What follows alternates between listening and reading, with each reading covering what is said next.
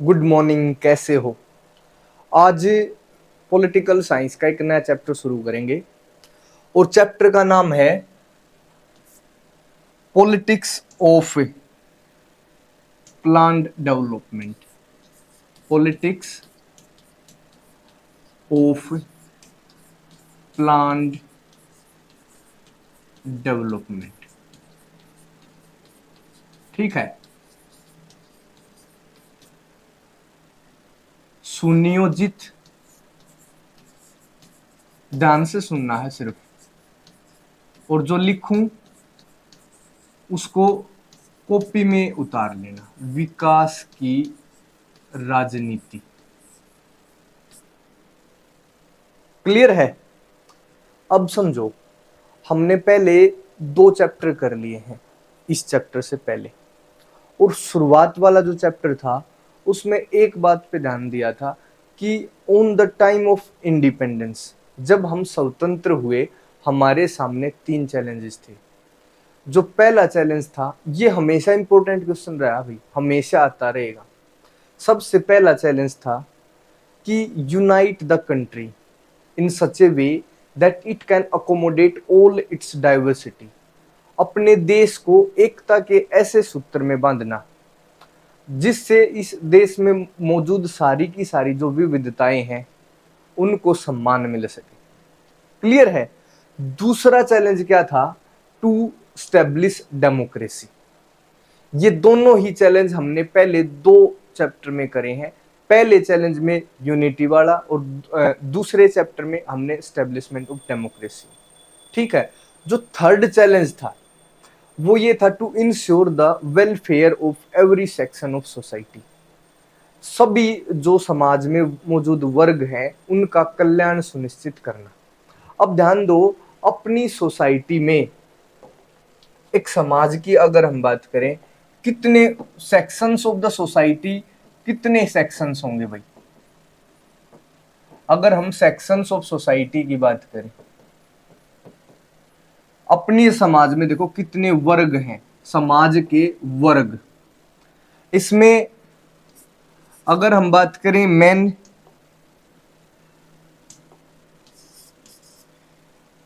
थोड़ा सा राइटिंग में एक्सपेरिमेंट कर रहा हूं जो अच्छा सा दिख जाए कुछ। वुमेन, ये दिख रहा है भाई या फिर अपना वही है? ठीक है, rich, poor, ACs, STs, disable. ठीक है, बहुत सारे सेक्शन ऑफ सोसाइटी है जिसमें आदमी, औरत, अमीर, गरीब, एससी, हिंदू, मुस्लिम सब हैं, और सभी का कल्याण सुनिश्चित हमें करना है। थर्ड चैलेंज ये था। अब जो ये कल्याण सुनिश्चित करना है उसके लिए क्या क्या टेक्निक्स अपनाई जा सकती हैं, कौन से वो तरीके हैं जिनको अपनाकर हम हर वर्ग का जो वेलफेयर है उसको इंश्योर करते हैं। ठीक है, अब इस चैप्टर जो ये थर्ड है जो आज हमने लिखा है पॉलिटिक्स ऑफ प्लान डेवलपमेंट, इस चैप्टर में हमने इस चैलेंज को सॉर्ट आउट करने की कोशिश करी है कि भी कैसे हमने प्रत्येक सेक्शन ऑफ सोसाइटी के डेवलपमेंट में कदम बढ़ाया। ध्यान दो भी, इससे पहले इस चैप्टर को हम शुरू करें, एक छोटी सी बात ध्यान रखनी है। उड़ीसा, अपने भारत में एक स्टेट है उड़ीसा, वहां पर एक बड़ी मात्रा में आयरन ओर है, उसकी माइनिंग हो सकती थी। उस समय की बात बता रहा हूं। तभी उसी समय, ये ऐसा भी समय था जब पूरे संसार में स्टील की अपने देश के अंदर भी और देश के बाहर भी डिमांड थी। ठीक है, हमने लिखा ये ओडिशा, यहां पे आयरन ओर और कई सारे पक्ष। ध्यान दे भाई, जो गवर्नमेंट क्या चाहती थी, इस आयरन ओर को निकाल के हम इसमें इन्वेस्टमेंट करेंगे, जिससे क्या होगा, एरिया का डेवलपमेंट भी होगा, लोगों को रोजगार भी मिलेंगे, और साथ में जो इन्वेस्टर हैं वो भी उत्साहित होंगे यहाँ पे इन्वेस्टमेंट करने के लिए। क्लियर है? हमारी ये सोच थी गवर्नमेंट की। जब यहाँ पे काम करने की शुरुआत की जाने लगी तो ये जो एरिया है उड़ीसा का जहां पे आयरन ओर मिलती है, ये बेसिकली वो एरिया है जहां पे इस स्टेट के गरीब व्यक्ति रहते हैं, जो फॉरेस्ट में रहने वाले हैं, जो एसटीज हैं, एक जो समाज का गरीब तबका वो यहाँ रहता है। अब जब यहाँ पे आयरन ओर में काम शुरू होगा तो उनके मन में क्या आया कि भी हमारे जो नेचुरल रिसोर्सेज है उसको निकाल के लेके जा रहे हैं, और जो हमारे सर्वाइवल का मीन्स है ये एरिया, जहाँ पे हम पेड़ पौधे, जहाँ पे हमारा पशुपालन, जहाँ पे हमारी जो भी सारी चीजें हैं वो कहीं ना कहीं तहस नहस होंगी। तो यहाँ पे इन्होंने प्रोटेस्ट करा भाई, जो आम आदमी थे ना ये बोले भाई ऐसा मत करो। थर्ड है जो इन्वायरमेंट की चिंता करने वाले,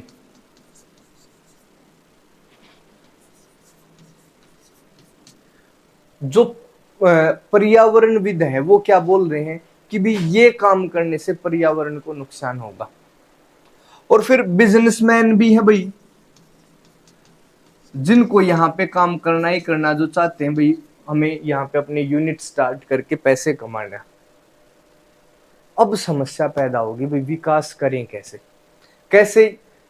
गवर्नमेंट के अपने इंटरेस्ट है, गवर्नमेंट क्या चाहती है कि भाई यहाँ पे काम शुरू हो, इन्वेस्टर इन्वेस्ट करें, एरिया का डेवलपमेंट होगा, लोगों को रोजगार मिलेगा। जो वहां के कॉमन पीपल है वो क्या कह रहे हैं भाई हमारे जो मीन्स ऑफ सर्वाइवल है उसको छीन रहे हैं। फॉरेस्ट हमारा जीवन है, फॉरेस्ट से हम सारे के सारे अपनी जो नेसेसिटीज है उनको पूरा करने के लिए जुड़े हैं। तीसरा जो पर्यावरण की चिंतक है, जो पर्यावरण के बारे में जानते हैं, उन्होंने बोला कि भी ऐसे काम करने से पर्यावरण को नुकसान होगा तो ये काम मत करो। जो बिजनेसमैन है वो ये चाहते हैं भी हम और पैसा कैसे कमाएं, अपना बिजनेस कैसे स्टार्ट करें, तो वो चाहते हैं कि भी यहाँ पे काम शुरू हो। ये जो विषय था यहाँ पे ये आइडिया आया कि भाई बहुत सारे पक्ष हैं, जो कोई डेवलपमेंट के पक्ष में है, कोई उस तरीके के डेवलपमेंट के पक्ष में नहीं है, और इस कारण से ये एक पॉलिटिकल कंटेस्टेशन,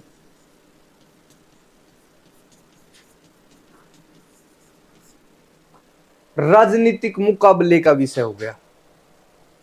अब इस विषय पे कौन डिसीजन ले कि भाई हम ये काम करें या ना करें।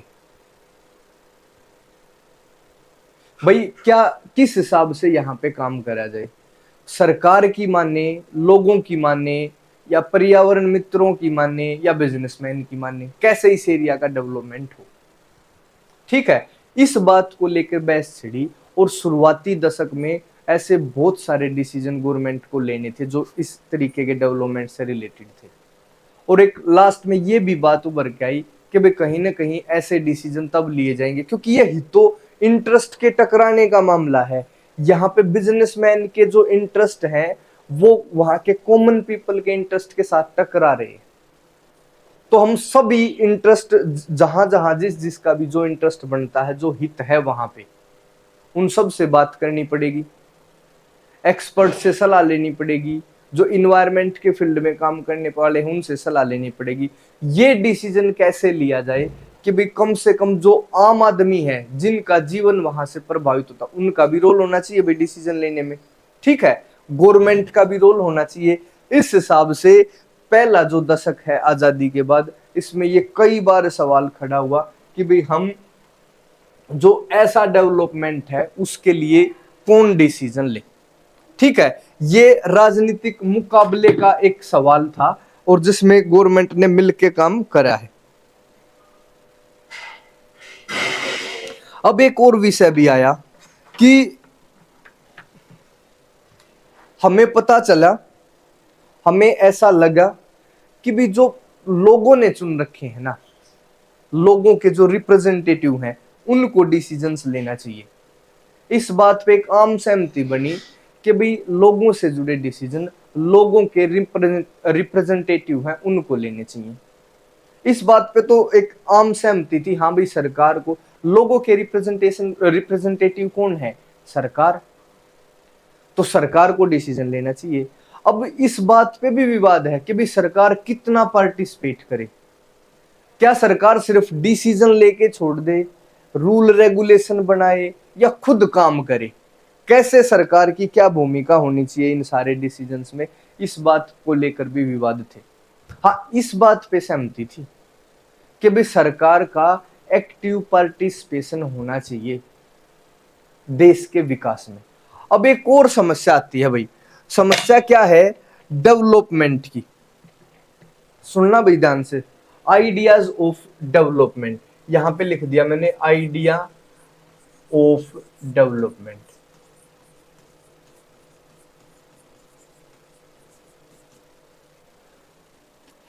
क्या है? हम देश के हर सेक्शन का विकास करना चाहते हैं, चाहे इसमें गरीब है, अमीर है, महिला है, पुरुष है, कोई किसी भी धर्म का है, किसी भी जाति का है। और जब ये विकास की शुरुआत करी तो पता चला कि जो विकास करना है, एक सेक्शन के लिए जो डेवलपमेंट है, हो सकता हो दूसरे सेक्शन के लिए डेवलपमेंट ना हो। जब हम यहाँ बिजनेसमैन की अगर सोचें तो जो पर्यावरण को नुकसान होगा, जो यहाँ के कॉमन पीपल हैं उनको नुकसान हो रहा है। जब हम किसी एक सेक्शन के वेलफेयर के लिए काम करते हैं तो दूसरे सेक्शन का कहीं ना कहीं नुकसान दिखाई देता है। तो इस काम में क्या करा जाए, कौन डिसीजन ले, कैसे इस चीज का पता चले कि भाई हाँ ये काम ऐसे होगा? तो ये राजनीतिक विवाद या मुकाबले का एक विषय बनकर उभरा। और जब लोग लगभग एक दशक तक इस विषय पर बहस होती रही कि भाई कैसे डिसीजन लिया जाए, और अंत में इस बात पे सबकी सहमति बनी कि भाई सरकार का एक्टिव रोल होना चाहिए। इसको हम प्राइवेट सेक्टर पे, बिजनेसमैन पे नहीं छोड़ सकते कि सिर्फ प्राइवेट सेक्टर में काम हो, ऐसा नहीं कर सकते। सरकार का एक्टिव पार्टिसिपेशन होना चाहिए। फिर इस चीज को लेकर भी विवाद हो, कितना एक्टिव? क्या सरकार सिर्फ नियम और कानून बना दे, या फिर सरकार कुछ बिजनेस, कुछ फील्ड में खुद भी काम करे? क्या सरकार पूरे देश के लिए योजना बनाए और उसको मॉनिटरिंग भी करे, उसको फॉर्मुलेट भी करे, उसको बनाए भी और उसको देखे भी और उसको इम्प्लीमेंट लागू भी करे? या सिर्फ योजना बनाने तक सरकार का काम सीमित हो? इस तरीके से राजनीतिक ये विवादों का मुद्दा रहा। बट इस बात पे सब कन्फर्म सहमत है कि भाई सरकार को काम करना पड़ेगा। अब सरकार फैसले लेने की शुरुआत करती है। तो एक टॉपिक और उभर का है भाई, आइडिया ऑफ डेवलपमेंट, विकास का विचार। सबसे पहली बात भाई ये तो देख लो, तुम्हें विकास करना है सबका, विकास होता क्या है? क्या विकास की कोई ऐसी डेफिनेशन दी जा सकती है जिस पे हर व्यक्ति सहमत हो? फिर बात निकल के आती है कि भाई विकास जो है ना, जो डेवलपमेंट है, ये हर व्यक्ति के लिए अलग हो सकता है। बिजनेसमैन के लिए डेवलपमेंट का मतलब है वो कैसे अपनी इनकम और प्रॉफिट को बढ़ाए। एक पुअर पीपल के लिए डेवलपमेंट का मतलब है कैसे वो अपनी डेली नीड्स को पूरा करे। समझे? महिलाओं के लिए डेवलपमेंट का अलग मतलब है, पुरुषों के लिए अलग मतलब है, एक पेरेंट्स के लिए अलग मतलब है, एक स्टूडेंट के लिए अलग मतलब है। एक जो कमजोर स्टूडेंट है उसके लिए तो सिर्फ पास होना उसका डेवलपमेंट है, जो इंटेलिजेंट है उसके लिए टॉप आना उसके लिए डेवलपमेंट है। ठीक है? तो जो डेवलपमेंट है ये हर व्यक्ति के लिए अलग हो सकता है। इस बात पे भी सहमति हुई। फिर सरकार अपना काम शुरू करती है कि भाई हम कैसे काम करेंगे, इस विषय पे काम करना शुरू हुआ भाई, आइडिया ऑफ डेवलपमेंट के। अब बात आती है कि भी जब सबके लिए डेवलपमेंट का अलग मतलब है तो इसको मेजर कैसे करा जाए? कुछ व्यक्ति क्या समझते हैं, जो वेस्ट है ना भाई, वेस्टर्न कंट्रीज, वहां पे जो डेवलपमेंट होता है उसको डेवलपमेंट माना जाए। वेस्टर्न कंट्रीज में डेवलपमेंट का मतलब है मॉडर्नाइजेशन। देखिए, डेवलपमेंट की हम बात कर रहे हैं भाई, वेस्टर्न कंट्रीज लाइक यूएसए, इसमें डेवलपमेंट का मतलब है मॉडर्नाइजेशन, आधुनिकता। इसका मतलब है स्पेशली इकोनॉमिक डेवलपमेंट से।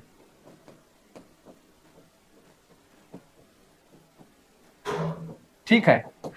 प्रोस्पेरिटी से,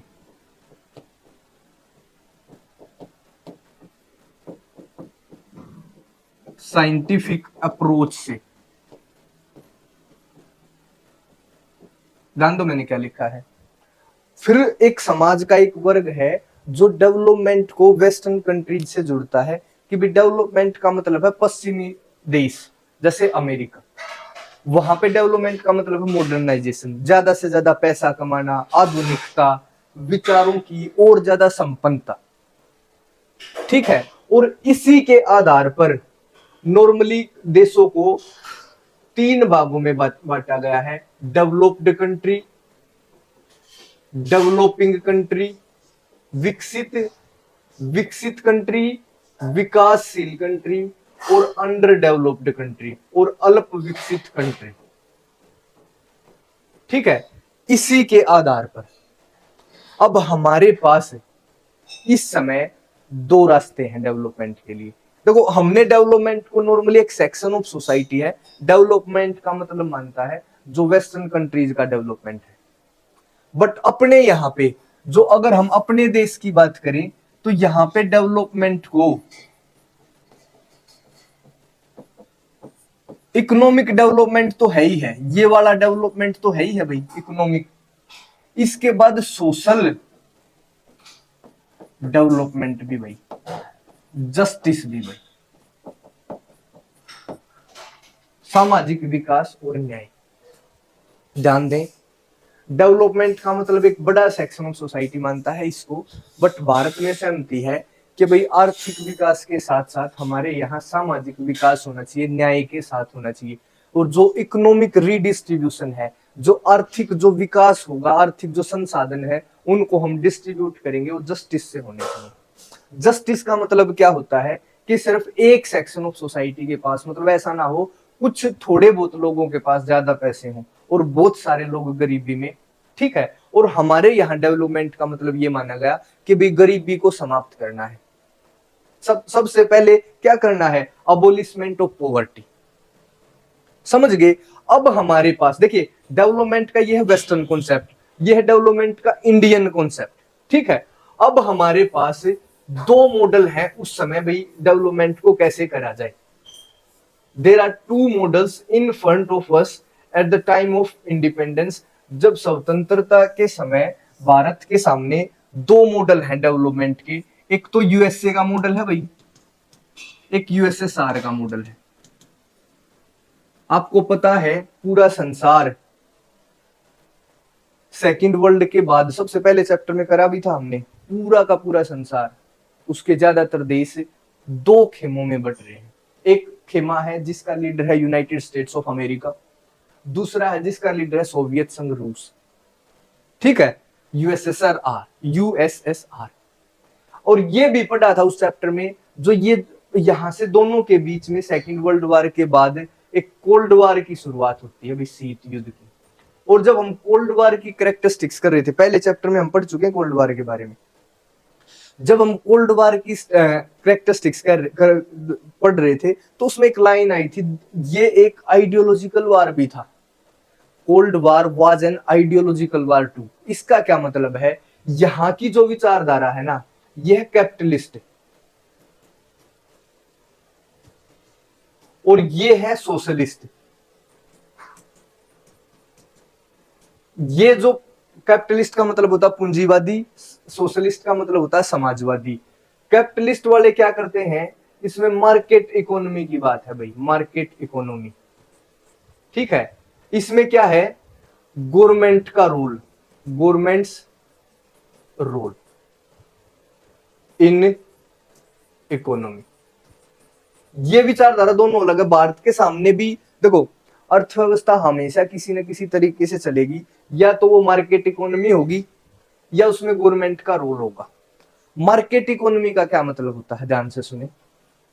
जब चीजों की कीमतें डिमांड एंड सप्लाई के आधार पर तय होंगी, डिमांड का मतलब कितनी मांग है, और सप्लाई का मतलब है जो हम सप्लाई करते हैं। ठीक है, डिमांड और सप्लाई तय करेगी कि भाई किस चीज की क्या कीमत होगी।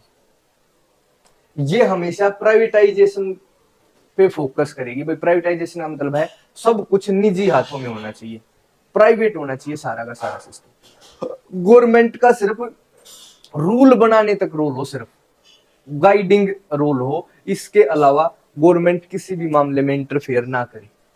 अब भारत के केस में देखिए, उस समय जब हम आजाद हुए तो गरीब देश के रूप में आजाद थे। अगर हम वहां पे डिमांड और सप्लाई ये इकोनॉमी का तरीका अपनाते तो सरकार ने जो गवर्नमेंट स्कूल गरीबों के लिए खोले तो वो नहीं खोलती।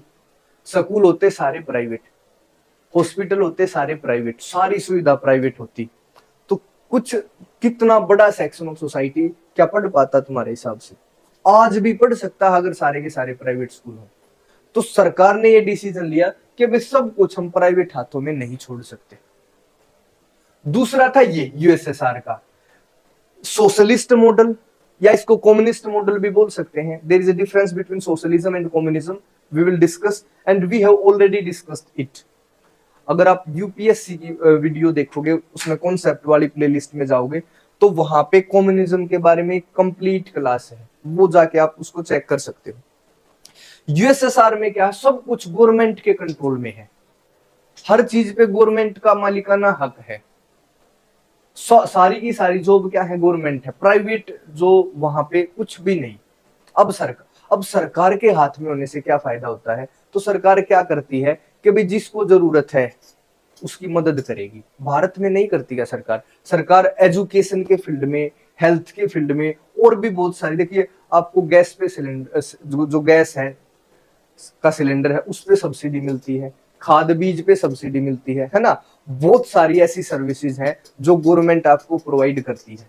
तो ये मॉडल भारत को थोड़ा ऐसा लगा कि भाई ये ठीक है, बट भारत सरकार के पास उस समय इतने रिसोर्स नहीं थे कि भी सब कुछ वो गवर्नमेंट संभाले उसको। ये तो हम कर ही नहीं सकते, सब कुछ प्राइवेट नहीं कर सकते भाई, सब कुछ सरकारी भी नहीं कर सकते क्योंकि हमारे पास इतने रिसोर्स नहीं है। तो हमने इन दोनों के बीच का एक रास्ता अपनाया और हमने जो अर्थव्यवस्था अपनाई उसका नाम था मिक्स्ड इकोनॉमी, मिश्रित अर्थव्यवस्था, जिसमें दोनों के, इसके भी और इसके दोनों की कैरेक्टरिस्टिक्स छुपी थी। बट हमारा जो फोकस था वो सोशलिस्ट इकोनॉमी की तरफ ज्यादा था। समझ रहे हो, सोशलिस्ट इकोनॉमी की तरफ हमारा झुकाव क्या ज्यादा है। मिक्स्ड इकोनॉमी में हमने कुछ लेवल पे प्राइवेटाइजेशन और उसके अलावा एक बड़े लेवल पे हमने गवर्नमेंट कंट्रोल इंस्टीट्यूशंस की शुरुआत करी। गवर्नमेंट, क्योंकि उस समय देश का एक बड़ा तबका अपनी बेसिक जरूरत भी पूरी नहीं कर सकता था। अगर गवर्नमेंट मदद नहीं करेगी तो उनका क्या होगा, उनका फ्यूचर क्या बनेगा?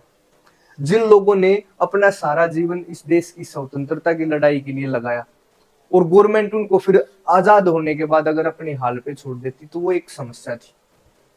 ठीक है, तो गवर्नमेंट ने मिक्स्ड इकोनॉमी अपनाई और जिसका झुकाव था इस तरह। ठीक है, भारत में भी दो विचारधारा के लोग, भारत में क्या हर जगह पे आइडियोलॉजी को लेफ्टिस्ट और राइटिस्ट,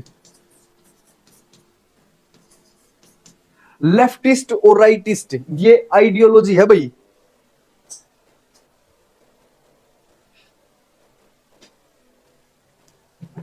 इसका मतलब क्या है, वामपंथी, इनको हिंदी में बोलते हैं दक्षिणपंथी, इसको, इनको लेफ्ट भी बोलते हैं, इनको राइट। और ये दोनों ही आइडियोलॉजी, ये विचारधारा है भाई,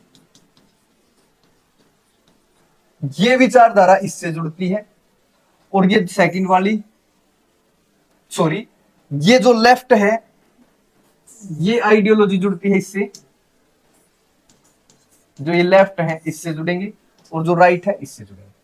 ठीक है, लेफ्टिस्ट क्या मानते हैं कि अर्थव्यवस्था का विकास सरकार को करना चाहिए, सरकार का एक्टिव पार्टिसिपेशन होना चाहिए, सारी चीजों पे सरकार का कंट्रोल होना चाहिए, सब एक सोशल वेलफेयर के लिए सरकार को काम करना चाहिए। राइटिस्ट क्या मानते हैं, लिबरल काम होना चाहिए, प्राइवेटाइजेशन होना चाहिए और सरकार का सिर्फ नाम मात्र का रोल हो। तो लेफ्ट और राइट को भी पूछा जा सकता है, अभी लेफ्ट कौन है, राइट कौन है?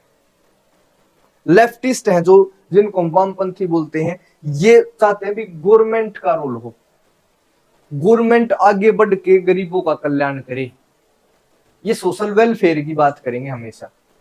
ये कहेंगे प्राइवेटाइजेशन नहीं होना चाहिए।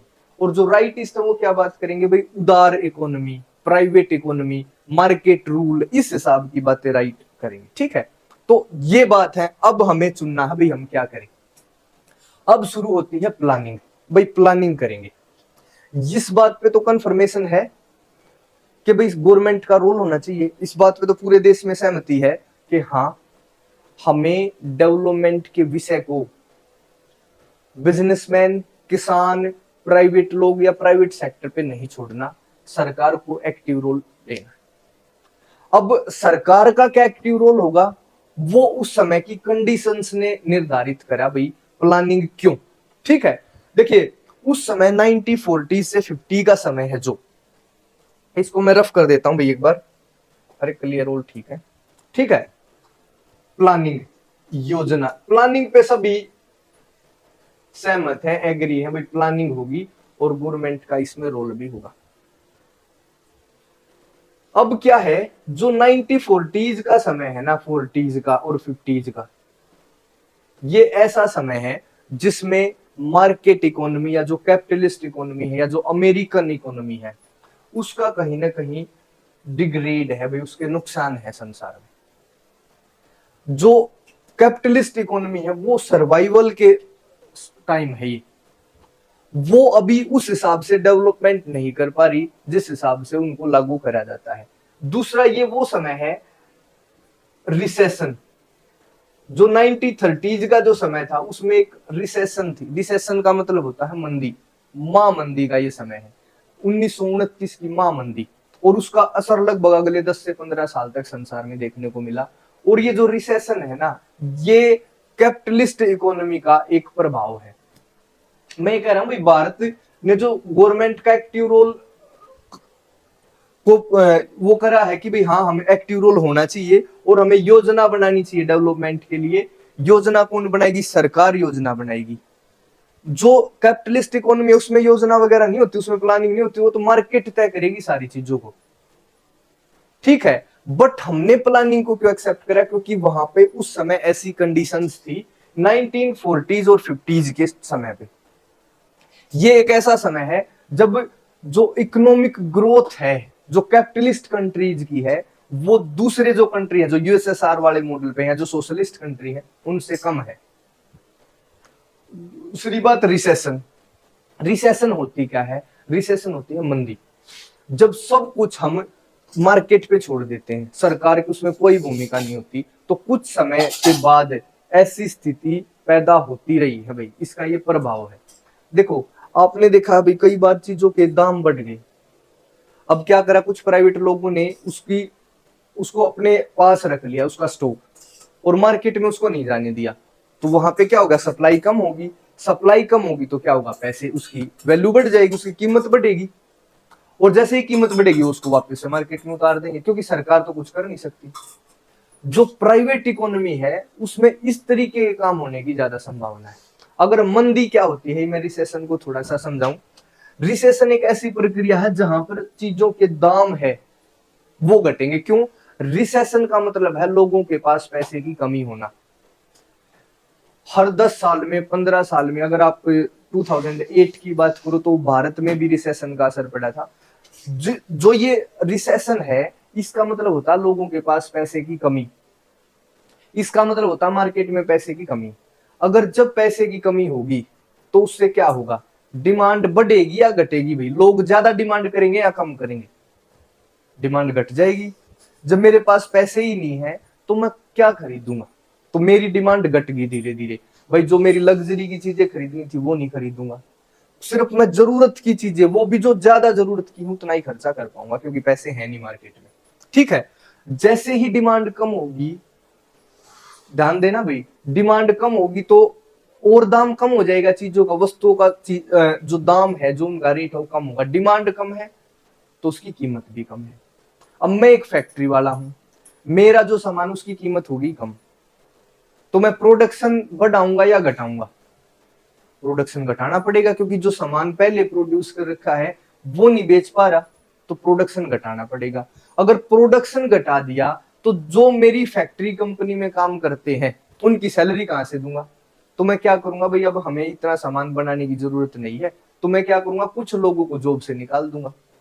अब जॉब से निकाल दिए तो बेरोजगारी, अनएम्प्लॉयमेंट बढ़ गई।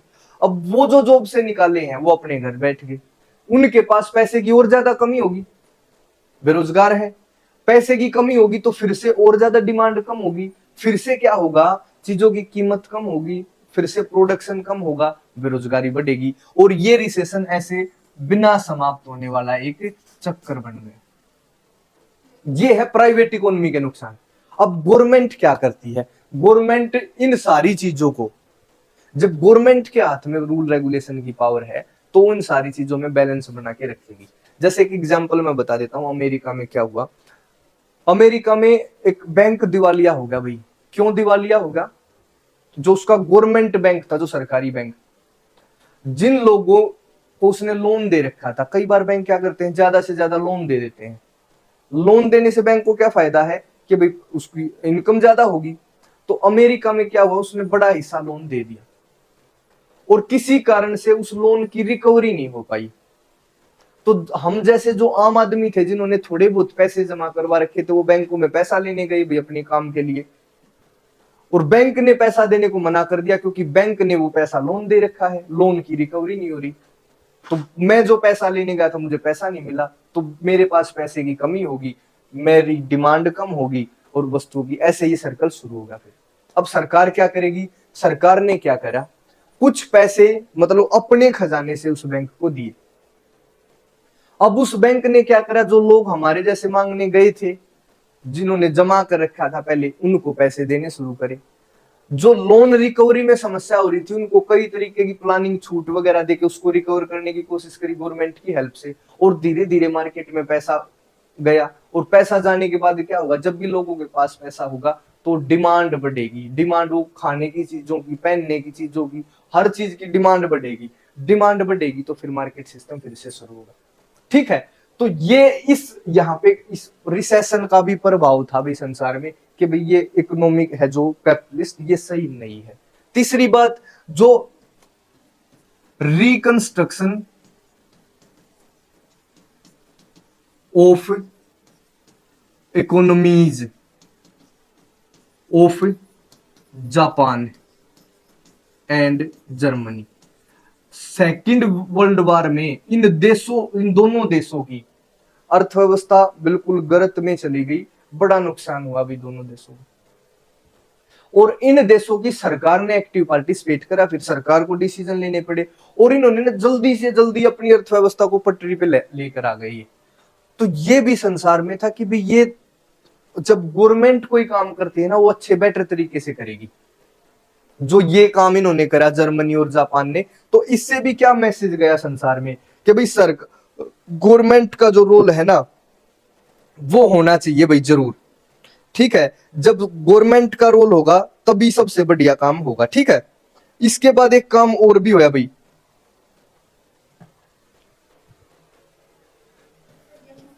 यूएसएसआर।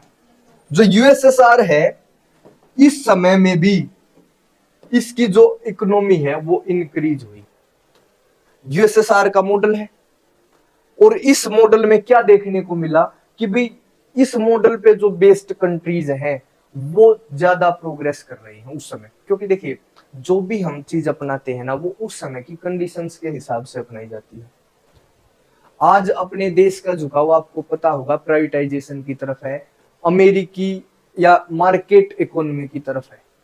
इल्जाम भी लगते हैं कि भी सरकार ने ये बेच दिया, वो बेच दिया, क्योंकि आज का समय है वो।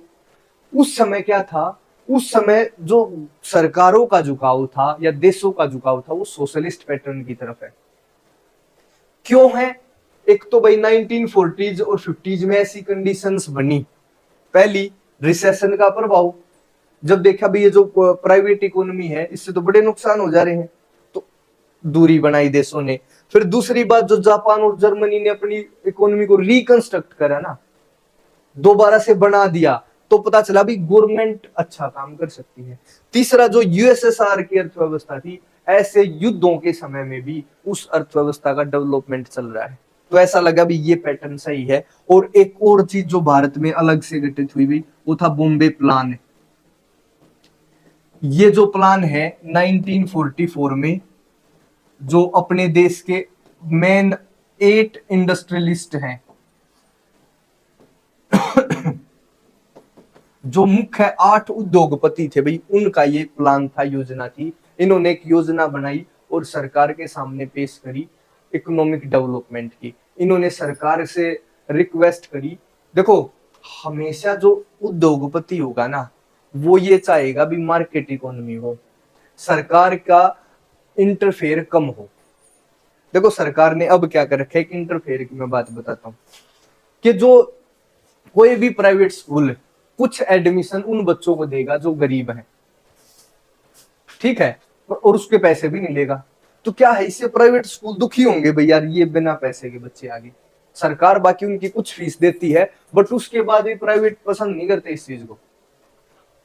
ऐसा ही यहाँ पे है, जो उद्योगपति होंगे उनसे ये उम्मीद होती है, उनसे ऐसा लगता है कि भी ये जाके क्या बोलेंगे, मार्केट इकोनॉमी करो जी। बट ये उद्योगपति, जिसमें हमारे टाटा जी भी शामिल थे, जो टाटा कंपनी आपने सुनी, उनके जो ओनर थे, वो गवर्नमेंट के पास जाते हैं और उन्होंने बोला कि जी गवर्नमेंट का रोल होना चाहिए सबसे ज्यादा, हम प्राइवेट देश का विकास नहीं कर सकते। ऐसा इन्होंने क्यों बोला, क्योंकि इन्होंने देश की गरीबी को देखा है, देखा कि भी लोग कैसे मेहनत करते हैं, कैसे हमने आजादी पाई है, और अगर प्राइवेट हाथों में सब छोड़ दिया तो ये गरीब बेचारे और गरीब हो जाएंगे, इनकी सुनने वाला, इनकी केयर करने वाला कोई नहीं। तो इन उद्योगपतियों ने बॉम्बे प्लान बना के सरकार को ये बोला कि जी सरकार का रोल होना चाहिए, ठीक है, यहां तक क्लियर है। ये ऐसे कारण है भाई, हमने प्लानिंग की शुरुआत करी है। अब प्लानिंग में सबसे पहला हमने क्या काम करा है भाई, हमने बनाया प्लानिंग कमीशन, योजना आयोग। जो ये योजना आयोग है कब बना, मार्च 1950 में, 1950। जो इसके हेड है वो है हमारे प्राइम मिनिस्टर। तो सबसे पहले जो योजना आयोग बना, उसके जो हेड थे, चेयरमैन थे, चेयरपर्सन थे, वो कौन थे, पंडित जवाहरलाल नेहरू, ठीक है। आज 2014 के बाद योजना आयोग या प्लानिंग कमीशन को हटा के या इसमें रिफॉर्म करके, मानो इसी का एक और संशोधित रूप है नीति आयोग, ठीक है, उसके बारे में बाद में डिस्कस करेंगे क्या है। तो ये बनाया, इस प्लानिंग कमीशन को सारी प्लानिंग करने का अधिकार, पावर्स दी गई, जिम्मेदारी दी गई भाई। प्लानिंग कमीशन को बोला गया, प्लानिंग कमीशन के क्या काम है, पूरे देश में जो भी रिसोर्स है, अब बात समझ के चलो, अगर सरकार का रोल ना हो तो किसी स्टेट में कोई रिसोर्स कम है, किसी स्टेट में कोई रिसोर्स ज्यादा है, भारत में तो विशेषकर, तो जहां पे जो रिसोर्स ज्यादा होगा उस स्टेट का डेवलपमेंट होगा, और जहां पे रिसोर्स नहीं है उस स्टेट वो पीछे रहेगा। तो भारत की क्या जिम्मेदारी है, एक इक्वल रीडिस्ट्रीब्यूशन हो भाई रिसोर्सेज का। प्लानिंग कमीशन ने क्या करा, पूरे देश में कहां कहां क्या रिसोर्स है, कैसे उनको रीडिस्ट्रीब्यूट करना है, किस स्टेट से लेकर किस स्टेट को देना है, इस हिसाब की सारी योजनाएं कौन बनाएगा, प्लानिंग कमीशन।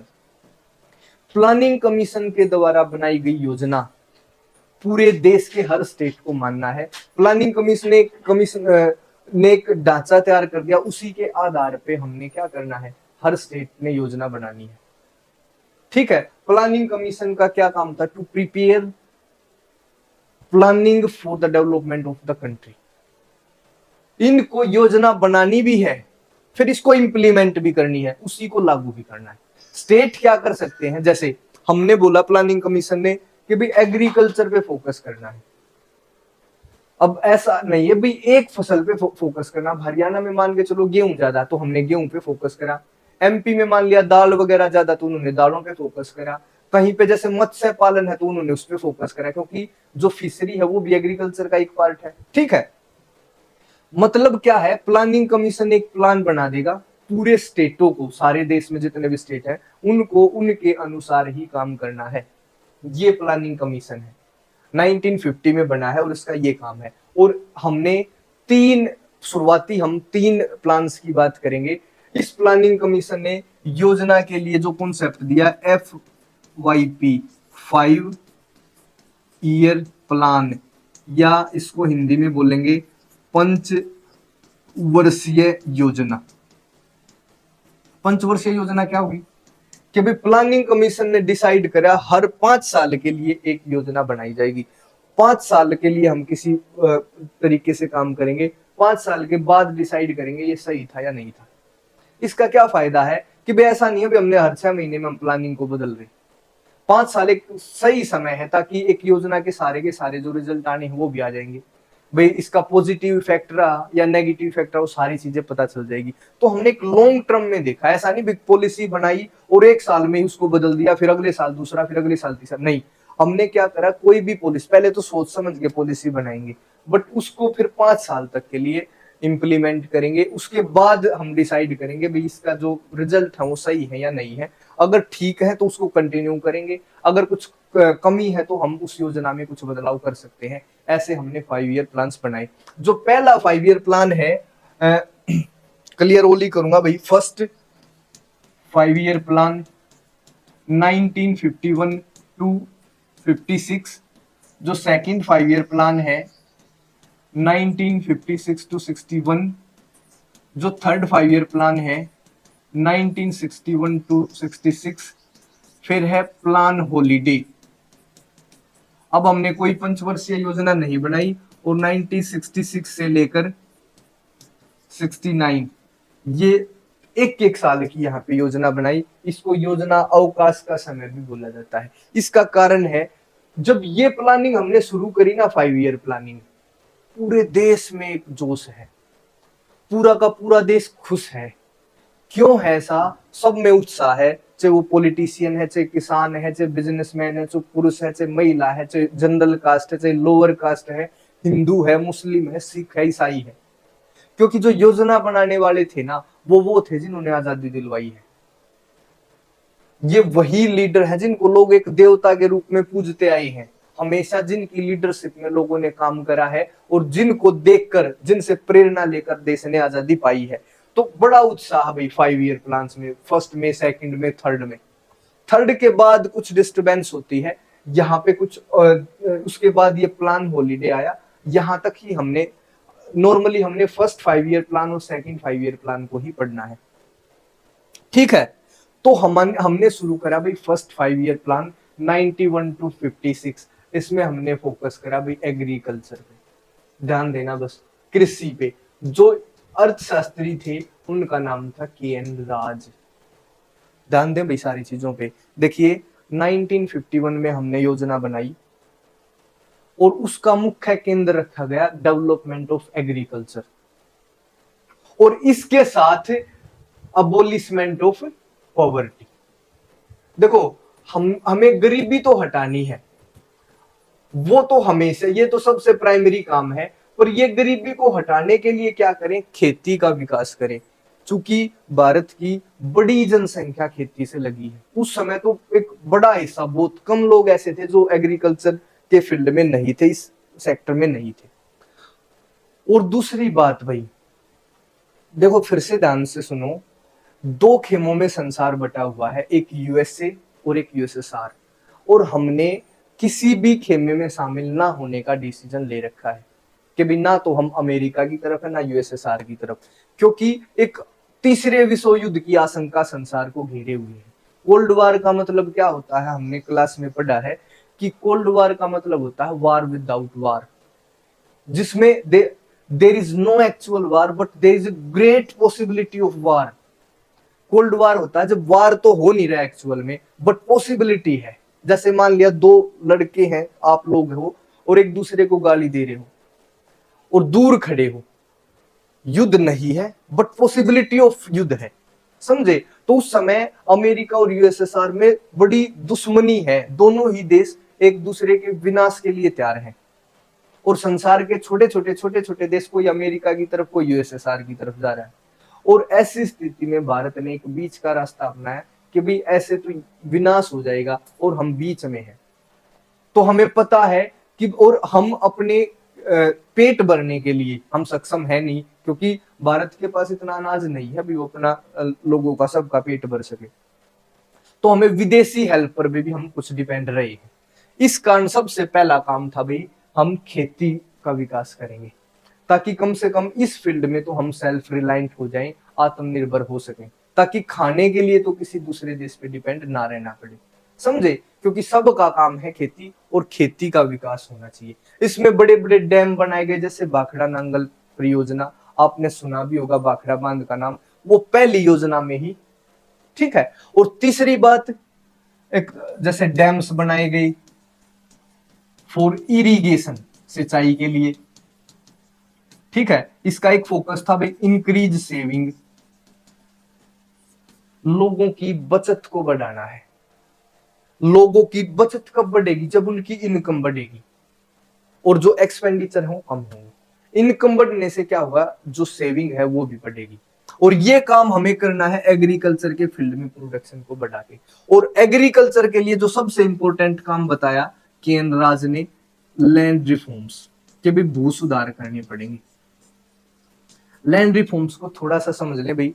भूमि सुधार, जब भारत आजाद हुआ ये सारी की सारी जमीन भारत सरकार की थी, क्योंकि अंग्रेजों ने भारत सरकार को सत्ता का ट्रांसफर करा। तो इसका मतलब जो इस ज्योग्राफिकल एरिया है ये भारत का, इसमें सारा का सारे रिसोर्स क्या है? सरकार की। अब इनको रीडिस्ट्रीब्यूट कैसे करा जाए, स्पेशली भूमि को, लैंड को। तो कुछ ऐसे आदमी थे जो चाहते थे कि भी सब लोगों के बीच बराबर लैंड का बंटवारा होना चाहिए। क्या आज सबके पास बराबर जमीन है? क्या अगर जनरल या अपर कास्ट को छोड़ दें, एक दो को, तो जो लोअर कास्ट उनके पास जमीन है? नहीं है। तो इसका मतलब डिस्ट्रीब्यूशन नहीं हो पाया। आज जनरल कास्ट में हो आप और 1 एकड़ जमीन है, तो कुछ तो खा, कम से कम भूख से नहीं मरोगे। बट जिनके पास जमीन नहीं है वो क्या करें?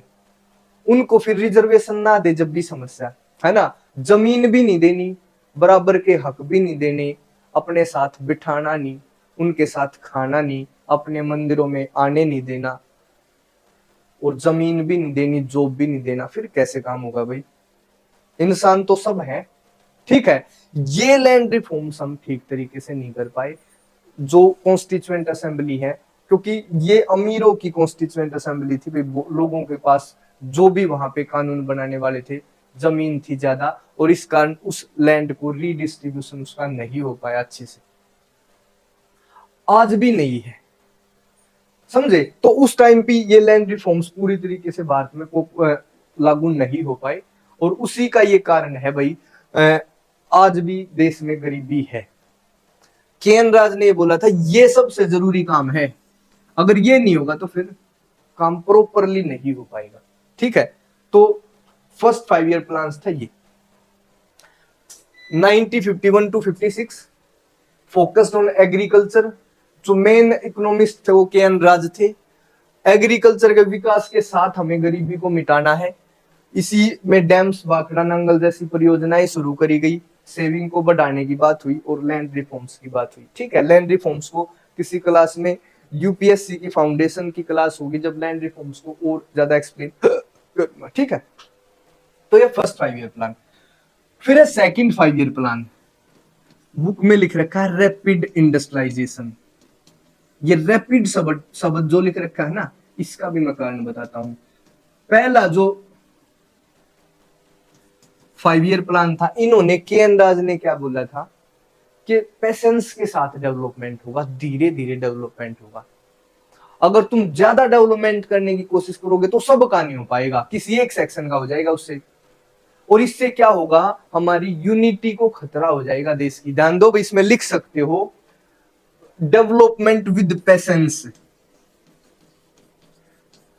डेवलपमेंट विद पेशेंस, धैर्य के साथ विकास करना है। अगर हम जल्दबाजी करेंगे तो it may endanger our unity.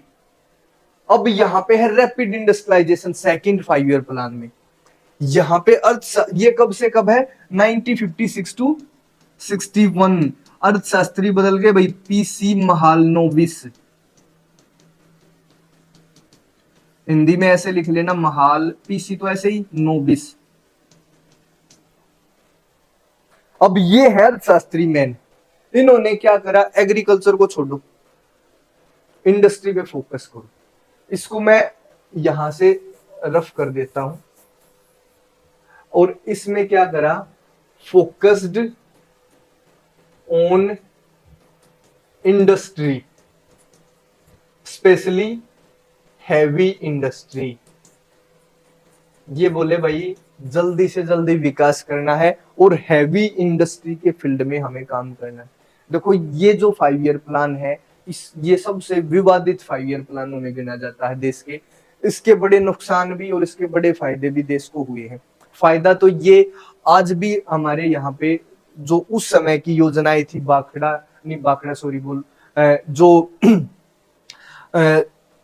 रूस के सहयोग से हमने बोकारो, ठीक है, भिलाई, ऐसी ऐसी जो परियोजनाएं चलाई थी वो इसी प्लान की देन है। ठीक है, भिलाई परियोजना, बोकारो परियोजना संयुक्त जो सोवियत संघ रूस है उसके से। ठीक है, हैवी इंडस्ट्री का मतलब क्या होता है? स्टील, रेलवे, कोयला, बिजली, ऐसी इंडस्ट्री में काम करेंगे और रैपिडली ग्रोथ करेंगे। एग्रीकल्चर को लेस फोकस करा गया। सबसे बड़ी समस्या ये होगी भाई, एक देश में जब एग्रीकल्चर के लिए लोगों ने काम करना शुरू कर रखा है, एकदम से सरकार ने क्या करा, यू टर्न लगा के कोई दूसरी चीज पे फोकस कर लिया, तो देश का बड़ा तबका क्या होगा, इग्नोर होगा। ऐसा नहीं इसके नुकसान है, इसके फायदे भी हैं। आज भी इंडस्ट्री क्या, आज भी वो प्लांट चल रहे हैं भाई। और उसके बाद आज भी भारत में देखो मेक इन इंडिया जैसी योजनाएं चलती हैं इंडस्ट्री के विकास के लिए, बट उसके बाद भी हैवी इंडस्ट्री पे फोकस करना है। और जैसे इलेक्ट्रिसिटी, कोयल इंडस्ट्री, स्टील इंडस्ट्री, इस हिसाब की। ठीक है, रेलवे में, फिर इलेक्ट्रिसिटी में, कोल में, समझे। अब यहां पे क्या समस्या हुई, ध्यान देना भाई, इसकी आलोचना सुनेंगे हम। सबसे पहली आलोचना, एक तो लेस फोकस ऑन एग्रीकल्चर, भाई कृषि पे कम फोकस कर पाए हम, ये भी आलोचना है, सीधी सी बात है भाई, आलोचना है। एग्रीकल्चर को हमने इग्नोर करा। दूसरी क्या बात है, इंपोर्ट टेक्नोलॉजी, हमारे पास ये जो हैवी इंडस्ट्री है इसके डेवलपमेंट के लिए रिक्वायर्ड टेक्नोलॉजी नहीं थी, और वो सारी की सारी टेक्नोलॉजी हमें दूसरे देशों से इंपोर्ट करनी पड़ी। अब इंपोर्ट कैसे करोगे, अपना पैसा तो वो लेंगे नहीं, तो हमें जो हमारे पास फॉरेन एक्सचेंज है, फॉरेन रिजर्व है, फॉरेन करेंसी है, वो वापस देनी पड़ी। ध्यान देना भाई, संसार में डॉलर, पाउंड ऐसी करेंसीज हैं जिनको आप किसी भी देश में ले जाओ वहां पे चल जाएगी। अपने नोट को ले जाओ एक दो देश को छोड़ के, फिर वो कागज है। तो हमने जब ये टेक्नोलॉजी इंपोर्ट करी तो हमें अपना फॉरेन रिजर्व देना पड़ा दूसरे देशों को। भाई डॉलर में आएगी, वो तो महंगी भी होगी, तो ये सस्ता काम नहीं था। हमने क्या करा, टेक्नोलॉजी को इंपोर्ट करना पड़ा। तीसरी आलोचना क्या है, बैलेंस बिटवीन इंडस्ट्री एग्रीकल्चर। ये जो प्लान है इंडस्ट्री और एग्रीकल्चर के बीच में बैलेंस, संतुलन स्थापित नहीं कर पाया। ये जो प्लान है इंडस्ट्री और एग्रीकल्चर के बीच में बैलेंस स्टैब्लिश नहीं कर पाया। ठीक है, एक और आलोचना है एग्रो बेस्ड इंडस्ट्री। कुछ लोग ये भी बोल रहे हैं कि भाई इंडस्ट्री ही स्टैब्लिश करनी थी तो एग्रो बेस्ड इंडस्ट्री स्थापित कर रहे थे। एग्रो बेस्ड इंडस्ट्री कौन सी होती है, जो एग्रीकल्चर, मुर्गी पालन, सुअर पालन, ठीक है, ये सारी क्या है, मछली पालन, भाई फूड प्रोसेसिंग, अचार, ठीक है, ये क्या है भाई, आटे से कुछ केक बनाना, जिससे हम एग्रीकल्चर के द्वारा जो प्रोड्यूस प्राप्त होता है उससे हम कुछ अन्य प्रोडक्ट बनाए, वो होती है एग्रो बेस्ड इंडस्ट्री। भाई इंडस्ट्री बनानी है तो तुम ऐसी इंडस्ट्री डेवलप करते।